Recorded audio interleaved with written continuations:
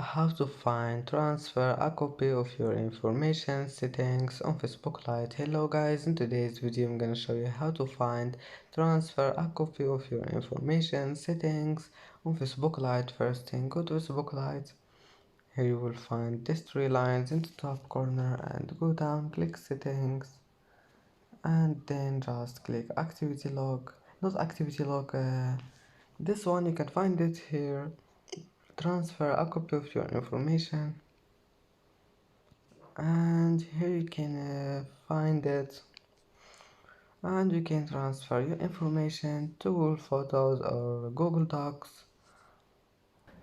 And that's it for today's video. If you like this video, please don't forget like and don't forget subscribe, and thank you for watching this video until the end, and see you in the next video.